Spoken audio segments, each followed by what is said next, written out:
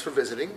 The purpose of this channel, as you know, Cindy, is to help people meet people who have gone through big stuff, and we learn a little to a lot about what they do when confronted with big stuff. So today we have Cindy Ashton. Hello. And Cindy's had her own journey to date of little stuff and big stuff, and the courage to change locations 3 times or 4? I don't know, a lot of times. Well, more than 4 times then, for career. And a long time ago, I remember being told out of 100 potential competitors for a contract, I was the only one willing to move, which I found amazing.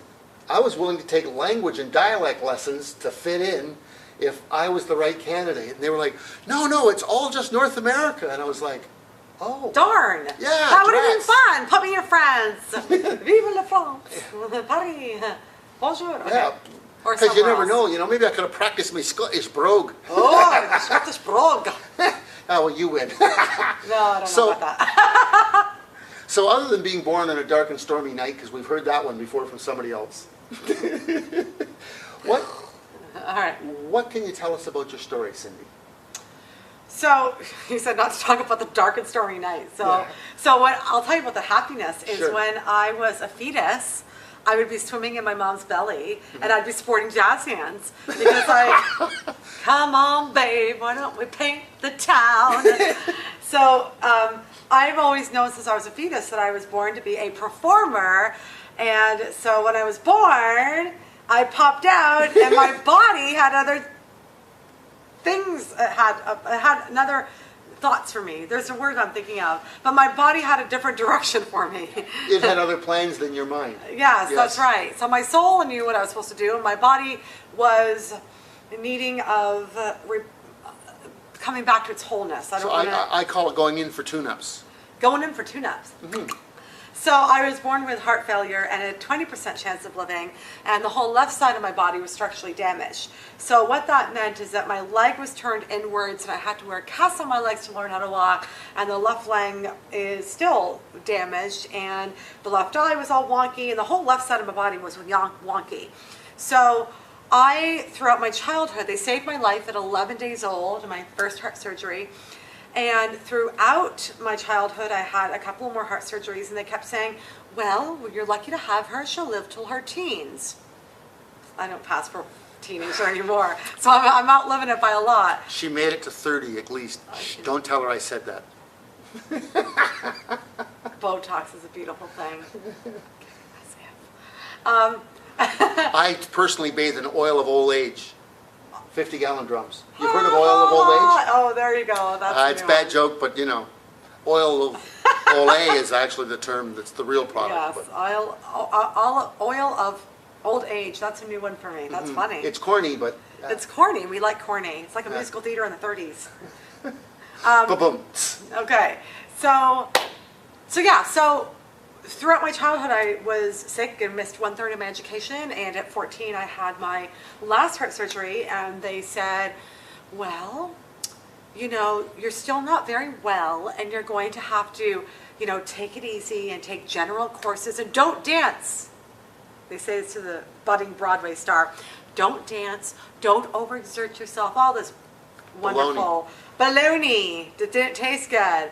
And thankfully, I was a defiant 14-year-old. Anybody Could you see that? Yeah.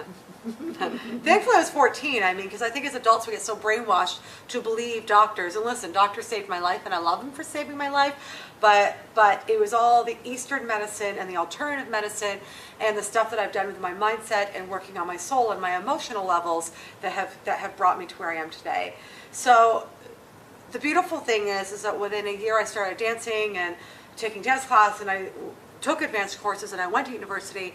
But here was a big challenge, is that because of the structural damage on the left side and my body being out of alignment, and because of all the cutting of nerves and muscles along my chest and from my boob all the way up to the back, I was in chronic pain constantly, so excruciating to the point where I couldn't sleep beyond 2 to 3 hours at a time. I never slept through a night.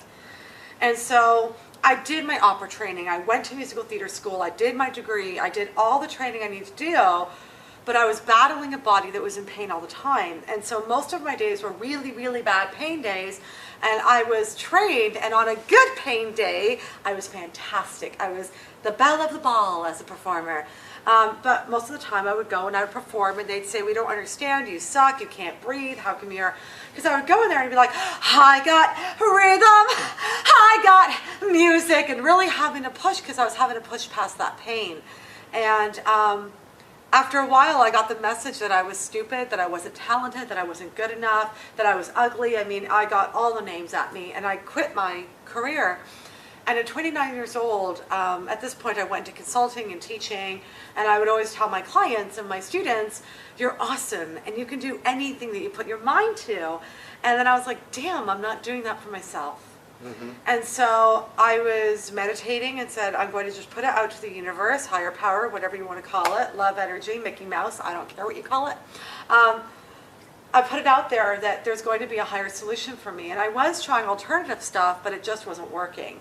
And I ended up at a teaching conference, and this osteopath was there talking about moving bones and muscles for singers so that they can free up their air. And I said, hot dang, I wonder if that would work for, I wonder if this is going to work for me. Yeah. And on the fourth session, because of all the cutting, this whole left side was totally numb. On the fourth session, I got up and I was walking, I'm like, what the heck is on my back? And it's because I never had feeling. And suddenly I was getting feeling, and I'm like, wow, that's so cool. And I think it was like the 6th or the 7th session.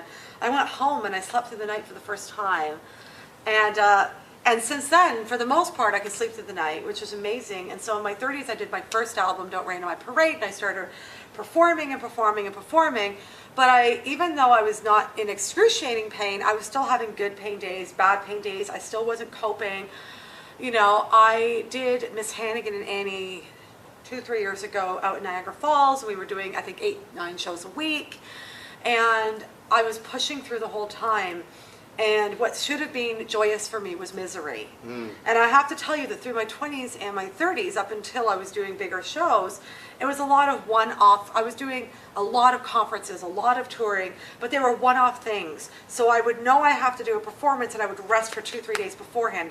And then I would know that I'd have 2-3 days to rest after. One performance, I had to be paid a heck of a lot, because it was really a 5-day gig for me to be able to cope with it and do well. And so Annie just should have been joyful, and it killed me. And almost 2 years ago, I performed at City Hall in Mississauga, Ontario, Canada. And there was 4,000 people there, and it was broadcast by Global. And again, it should have been a crowning moment in my career. And I got off the stage and I said, I'm done. I'm done. I have tried every possible alternative therapy. You name it, I've tried it. I have done all the inner work. I have done all the love and acceptance of my body. I have done everything in terms of what I'm supposed to learn. I did everything. And I said, you know what? I know that as a fetus what my destiny is. I know what my soul destiny is. And I don't know what the solution is. And I've tried everything. And I made that decision of August almost 2 years ago and just said, I'm giving up. And I gave up my career completely. And I just said, there's got to be a solution, but you can't keep pushing. And that's one of the lessons I really learned, is that in trying to be resilient, coming back to your message, when people try to be resilient, they try. And being versus doing is two different things. That's right. And it has to, and the trying is that energy of push, push, push, instead of being in the allowing energy and the acceptance energy and the non-action energy. And you take action when it feels right and when it's in alignment and when it comes from love and not fear.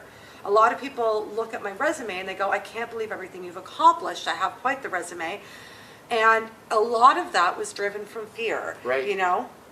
I was driven because growing up, I was sick from birth. And I said, well, God is punishing me. I believed that there is a God outside with a big stick that was punishing me out there. That was my beliefs at the time. And now my beliefs are that we're one love. But growing up, I thought that God was punishing me because I must be an awful person. And I didn't believe that I belonged, and I was bullied heavily because I had this scar here. See, you're getting some, well, there's not much cleavage. But, but I mean, this scar, because they had pulled the ribs right back. I mean, it was like one boob, and I still remember being beaten up on the schoolyard where the kids would push me down and stomp on this fresh scar because I was so abnormal looking. And with the left leg being, I mean, it was, and so I grew up being bullied. And again, so that just reinforced that I'm not good enough and that I'm not worthy. And what's so beautiful is I was so driven by that I'm not good enough. F you. I'm going to prove you wrong. And the blessing in that, not that I ever want to be in that position again where I come from fear, but that fear of not being good enough drove me so hard to be so accomplished and be so educated and be so just go after life. Right. And I appreciate that. But it also didn't serve me because that means that when you're always pushing and trying, it's never enough.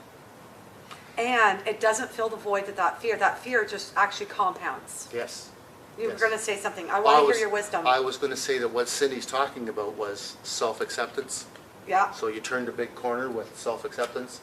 And yes, it was fear-based, but you were also then on the path of mastering different things. Absolutely. I honor every part of my journey, as ugly as the ugly parts were, because I would never have, you can't find the light without finding the darkness. And that's so cliched, like let's just name it. It's so cliched.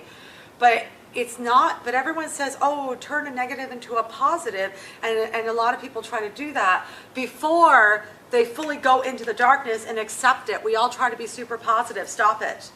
I'm not saying go out there and be a whiner or a complainer or a big victim, but the real transformation for me happened in my 30s when it became about self-acceptance. And one of the things that was really hard for me is that I discovered in my journey of healing that there's a real slave driver, there's a real bitchy slave driver in me that just whips me to get things done and prove to the world that I'm worth something. Yep. But I have to tell you that once I stopped trying to fix that and say, oh, I don't want to even acknowledge that I have this dark side that's a slave driver inside of me. And I would never do that to another human being, but I was abusing myself. And most people would say, well, turn a negative into a positive. And they would say, so it would be like, just shove aside the slave driver and say, well, from now on, I'm going to be peace and love. But it's not going to work because that resistance is still inside of you. Hey, it hasn't been visited, acknowledged. And it hasn't been loved. No. And said, and just say to that thing and say, okay, I've got a slave driver inside of me. Cool. What do you want to tell me? What do I need to learn from this piece of me? What do I need to learn from this piece of me? And I don't want to try to fix you. Here's a key, guys. I've talked very openly about living with disability and chronic illness, and everybody wants to fix me. Here, drink my super duper berry juice. Here, I mean, come on, right? Oh, well, They called me first. It's like, or you manifested this. Like, as if I need more shame in my life and as if I need more judgment. It's just people think they're trying to be helpful. I don't need to be fixed. I've got a slave driver bitch inside of me, and I don't need to be fixed, and it's okay, as she serves a purpose. But that's when my deepest transformation came, is not trying to fix it, but talking to it, like you were saying, of what do you want me to learn from this? And I'm not trying to turn it into the positive. No. I'm just trying to understand. I had it described to me many years ago from a mentor who said, make friends, in your case with the slave driver, make friends and say, so what are the lessons here? Yeah. And, oh, okay, well, I'm going to park you often. I'm going to pull you out when I need you, but I'm going to park you. I'm going to acknowledge your existence. Yeah. But no, you're not in charge anymore. You're just a set of tools and beliefs that I'll pull out on occasion. Yeah. Okay? Hey, listen, sometimes the slave driver is important. I had all of our dark parts serve a purpose. So I guess it was 2 weeks ago, I was on a plane, and I landed and I went to go get my car, and there was a whole kerfuffle, and I didn't get back to the airport and get my luggage because of all this kerfuffle until 1 o'clock in the morning. So there was no instructions of how to get back to the shuttle to get to my car. And so I ended up getting on a shuttle that had the name that I thought of where I was. They dropped me off in a parking lot. They left me alone in this parking lot at 1:30 in the morning in an industrial area I have a cell phone, but I don't know where I am. And I said, wait, this isn't my parking lot. The guy's in the car, and he says, too bad, lady. Takes off, right? So here I am at 1:30 in the morning with my U.S. visa, work visa, my passport, like my credit cards, my suitcase, my life possessions, stranded. I have no idea where I am. So I'm walking along. About by 2 o'clock in the morning, I find a Days Inn. They were nice enough. They shuttled me back to the airport. Then I finally got the right shuttle. The difference between two of the shuttles was one of them said express parking and one of them said did just parking. And I didn't understand that because they didn't give me a flyer to tell me where I'm supposed to go. So I get the car and I'm trying to leave and there's a gate and they said, well, you're a couple of hours late. So we're going to charge you an extra day. And I said, it's your fault. Anyways, so they make me pay for, I mean, it's like 3 o'clock in the morning at this point by the time I'm not stranded. And anyway, so I get home and the slave driver came out and here's where it came out. So I was so angry.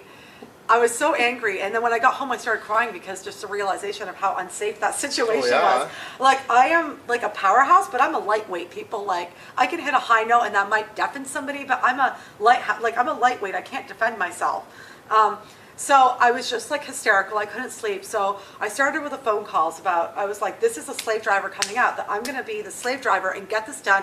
These people are going to change their policies and the way they do things. And I didn't tell you the whole story because we don't want to go on forever.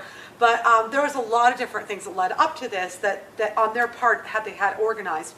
So I left a message for them and the parent company, nothing. I left messages several hours later, nothing. Left reviews all over the internet, filed a complaint, all this stuff. The next morning, nothing. I'm like, okay, I'm the slave driver. I'm not giving up. And so the next morning, pick up the phone. This is my ego side coming out. Pick up the phone. No. Pick up the phone. I said, hi, this is Cindy Ashton. I think you should Google me. You're going to see that I was on the front page of the lifestyle section of the Times in a performance magazine with Donald Trump. I'm very well connected with the media. I expect a phone call back by 12 noon, and we're going to resolve this issue, or else I'm going to the media and ruining your business. This is why we love my slave driver. Because at 11 o'clock, 11:02 exactly, I got a phone call. And I said, listen, I don't want to ruin your business. I just want you to make changes. So I have 6 changes that you need to implement. Are you open to hearing them? And so I gave them all the changes they need to make. He says, yeah, we can actually do that. And I said, how long is it going to take you? He says, probably a few days. I said, great. Tuesday, what time are we meeting? I'm going to call you, and we're going to talk about this. And I want you to fax me, and I want you to show me proof. So anyways, this is why the slave driver is good. Now, if I didn't acknowledge her and love her and let her come out when she needed to, I might have saved somebody from being attacked.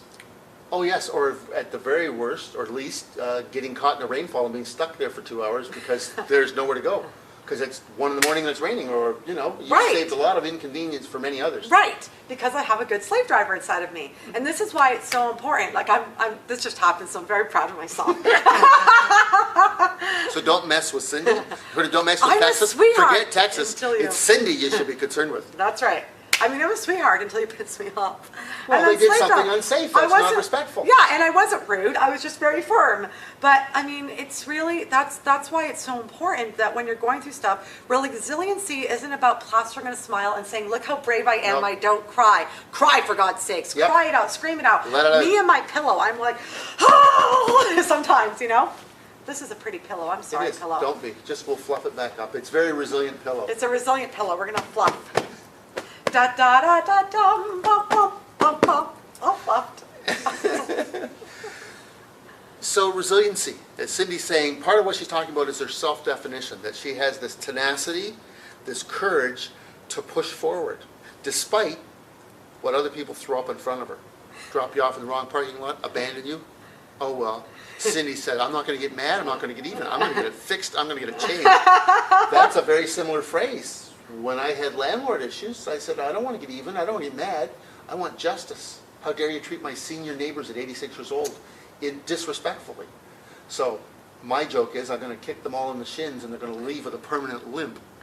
Not physically kick them in the shins, but morally, intellectually kick them in the shins so that maybe they have a job realignment. That's polite for get fired for bad behavior. Maybe they're going to get a demotion. One man left as a senior something and all he could do was find his work as a frontline guy now because he was so rude so many times. So, you know, I don't want to hurt him, but if you're going to be nasty and rude and callous to seniors, But the thing is that people need to be held accountable. And, I went through a phase of my life where I was doing a lot of law of attraction and deep spirituality, and I consider myself spiritual. But in that phase, I wouldn't speak up about anything because I'm just going to be one love and I'm going to be forgiving and let it go. No, it's not okay that Hitler went and burned people and killed them. I'm sorry. There are certain things in life you got to, yes, let go what you can, but you've got to also speak your truth. And you don't need to be, I didn't go with a sledgehammer. I didn't do anything violent. I was not rude. I just held my ground. Good for you. And I just really want this distinction because I know that you attract a lot of really beautiful, heart-based people who are deeply spiritual. But being spiritual, yes, you want to have forgiveness, but you've got to go to the dark side first, and you need to be speaking up and holding people accountable. You don't allow other people to grow unless you hold them accountable. So I call it boundaries and expectations. Okay, talk to me about that. Others, we have to set boundaries and discuss expectations with others when their behavior is inappropriate. Right. So whether it's a safety issue, a relationship issue, a financial issue, we have to talk about boundaries and expectations. So you help this firm with boundaries and expectations. Right. Safety, printed materials, no doubt. Yes, everybody gets a flyer now when they come so they know where to go and what to look for and what the van's going to say and what the signage is going to say. Safety. And when they get their initial email, it's going to have instructions as well. There's a whole bunch of stuff that they've been told to do. Perfect. Yes. So that's in life and business, but Cindy also shared in the beginning about her personal health. So she went on a quest. She sought outside experts. She didn't take "it's impossible" as a final word. Yet you hit some walls along the way many times, but geez, you made it past being a teenager. I did, imagine that. She even made it past 30, but we won't say anything more than that. Past 40. No, I actually didn't. Actually, next year I'm 40. Okay, so there you go. Yes. She could get charged with deceptive packaging because I'm here to see her in the pink, and she's done well. And Deceptive packaging, that's a first. I like it. no, well, you see, your best before date, I know for a fact, is closer to the end than she would appear. But she's not 29 anymore. She's gone past that. So with health issues or any other issues, no is just guidelines, unless it's your bank, your doctor, or the police, or a date. The rest is open. So Yeah. my health professional that told me there was nothing I could do with my chronic illness was wrong. There was 10 years of research Yeah. proving to me that I could manage my chronic health mentally and emotionally. He was the physical expert, but mentally and emotionally, if I did certain things, I could have 20% less symptoms, less pain, less outbursts. It's worked pretty good. At one point, I went 3 years and had nothing. I confused them, because under the microscope, "Oh yeah, you're really sick." What do you mean, no symptoms? So Cindy's pushed back and done the same thing. Yeah. And with some very nice results. Oh, you had to do some tune-ups like me for surgery, Yeah. but I actually, though, didn't, because we left off my story of me giving out my career in the surrender, but they didn't hear the miracle that's finish it happened. up. So let's finish it up before we finish this Sure. episode. So just going back to that, because I love your recap, he's so wise. Just going back to that, what I was really saying is it's not about the trying and the pushing. You want to be doing the work, but it's got to be you going to the surrender and getting to alignment. And so I totally had let go. I went to the surrender, and in March of last year, 2013, I had this eye surgery that they literally moved this eyeball over and down. And here I thought that it was like cosmetic surgery or something, that I'm just going to look more like a normal person. And within hours, I had noticed that my entire alignment had changed. And within days, I was noticing that my brain was functioning better, and that I didn't have to be constantly meditating 3-4 times a day so that I wouldn't be getting internally angry for no reason. I couldn't understand why I had so much anger inside of me. And I'm like, boy, I worked through my issues. Why am I so angry? It's because my physiology was off. your body was probably, your brain was having to do a lot of work to deal with the vision issue. That's right. And the balance issue and all the things that our eyeballs do for us that Yeah. we don't even realize they do for us. We don't realize that. And because it was up and to the left, I was doing this when I was talking to people so I can see them and so that I look normal, and it threw off my body. And I always thought the pain was all from the misalignment and mostly the scarring in the bones and muscles and nerves being cut. And within 2 weeks, my right knee blew up because I didn't know how to walk in new alignment. And I had to learn how to walk again, and I've had to learn how to sing again. And now this is where the alignment comes. As soon as I realized that I was in alignment, and all of a sudden, because I was free of my body and I was singing better than ever, I was like, oh, it's time for my singing career. And so I literally made that decision, and I probably went off to New York a little too fast because I wasn't done therapy, oops. And I literally made the decision, emailed everybody I knew, and said, who knows somebody in New York, I can crash on their couch, I'm coming. No idea where I'm going to stay. And so I packed up the car, I drove there, I knew nobody. Start spreading the news. I'm leaving today. I wanna be a part of it in old New York. Okay, so I took off, and it's so interesting because within a month of being there, I got hired to do a workshop for an off-Broadway show. And I'm with a recording company and singing songs now on movies that are coming out next year, and I'm doing my own album with them next year. And it's like all of a sudden it's all come together. The vision I saw as a fetus is all coming together. So I guess the other message I have is about if something's really meant for you and it's deep in your soul and it's aligned with your love and not your fear, it'll happen. But sometimes it's about the letting go.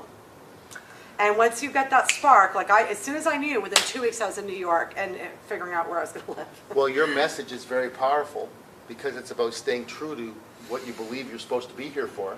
And I can think of somebody who right now has written me saying, so I've been stuck for 7 months. I think I'm supposed to be doing this over here, but I'm stuck living here and my money's dried up and I want to be over here and yet I'm over here. And they're back to living with mommy and daddy, which is not a crime because they're not old and mature yet. They're still 18, 21. And I keep saying, keep practicing what you're good at. Keep practicing what you believe you're meant to be. If you wash dishes for a living right now, you wash dishes for a living. It's not what you want to be, but be the best darn dishwasher they've ever met while you keep practicing what you want to be over here.